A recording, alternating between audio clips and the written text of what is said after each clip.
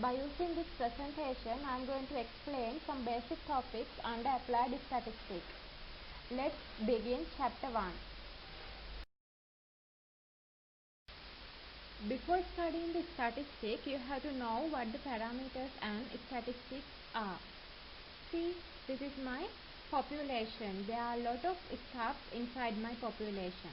By using population, you can find mean and variance. These measurements are called parameters.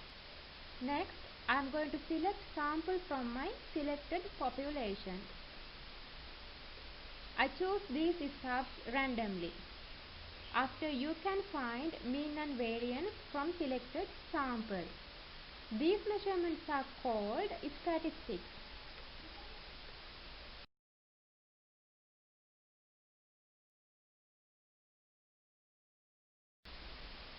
My next topic is classification of sampling method. Sampling method can be divided into two main parts, random sampling and non-random sampling. Random sampling also called probabilistic sampling and non-random sampling also called non-probabilistic sampling. Let's discuss about random sampling. Random sampling also can divide it into four main categories: simple random sampling, stratified random sampling, cluster random sampling and systematic random sampling. Now I am going to explain these four methods one by one. First, simple random sampling. Look, this is my selected population. In the simple random sampling, to choose the sample, I am going to select some stuff from the population randomly. You know, randomly means every stub has equal chance of being selected. Next random sampling method is stratified random sampling. This is my population. I am going to separate this population into non-overlapping groups called strata. See, I have selected all the circles which are in the population to here, and also all the triangles to here.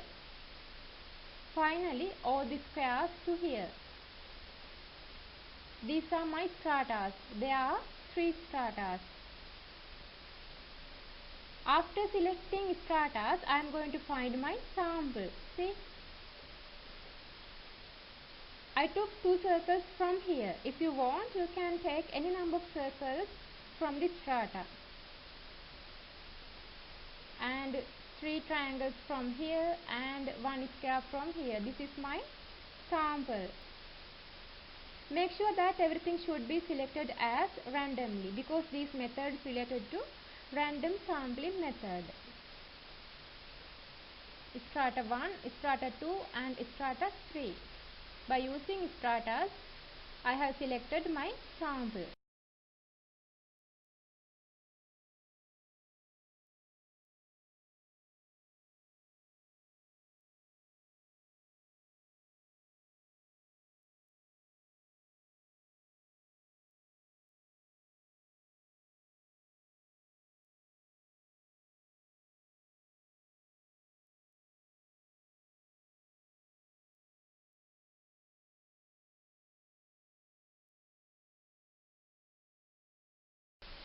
Last but one is cluster sampling. In here, my population is all university students in Sri Lanka, right? This population already includes natural groups, or you can say that my population has already existing groups, right? See,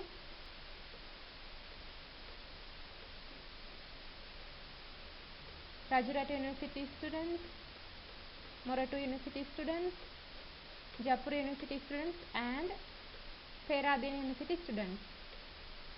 To select the sample, I am going to use these natural groups or existing groups, right?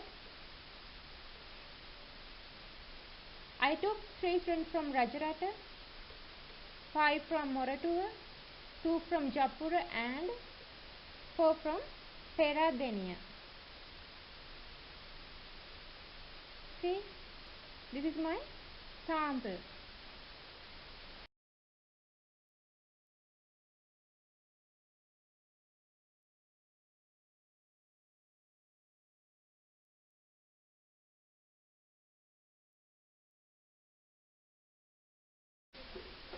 This is the last random sampling method, systematic random sampling.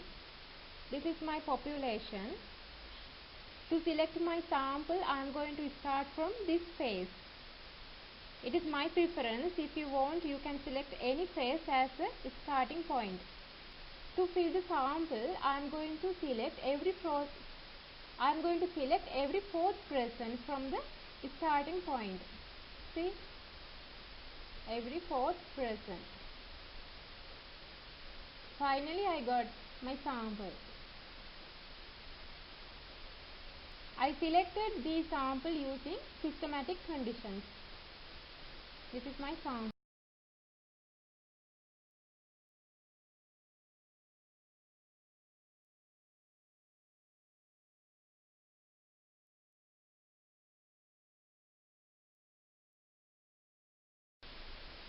Next topic is non-random sampling. There are also 4 methods under non-random sampling: judgmental, quota, convenience and snowball. Okay, as previous I am going to explain one.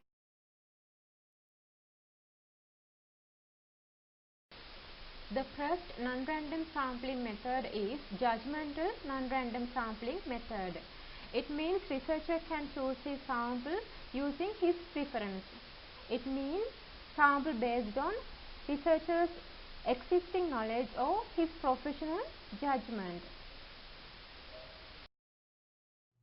The second non-probabilistic sampling method is quota sampling. Look, this is my population. There are men and women inside the population. They are related to a specific group, that's why I choose these people as my population. On the other hand, you can say that they have specific traits or specific qualities. To select the sample, I am going to choose 40% of women from the population and 60% of men from the population. Sum of these percentages must be 100. If you want, you can put those women and men into one circle. Then it will be your sample.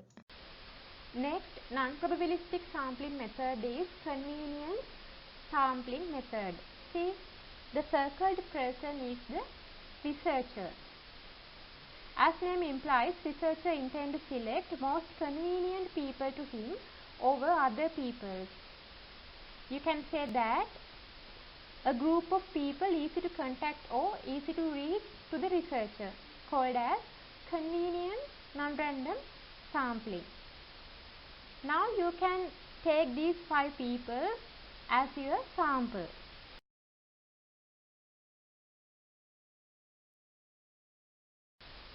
The last non-probabilistic sampling is snowball non-probabilistic sampling. See, he is the researcher. He found 2 people who had the same specific desire what he wanted. Then he asked to find another 2 people who also had same desires. See, you can expand your sample like this. The sampling technique can go on and on, just like a snowball increasing in size. That's why this method called snowball sampling method.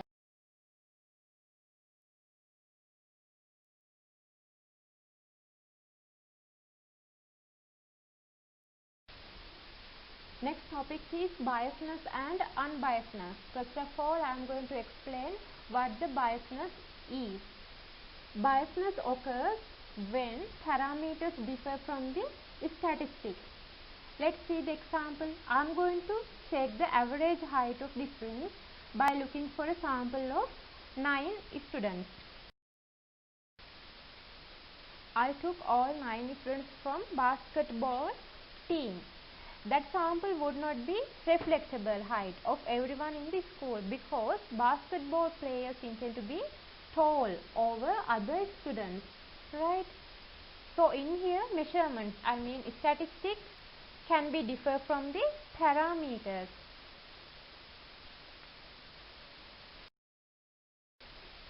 Next topic is unbiasedness.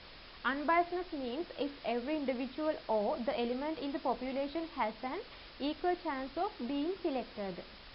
If it is unbiased, parameter more likely to be statistic.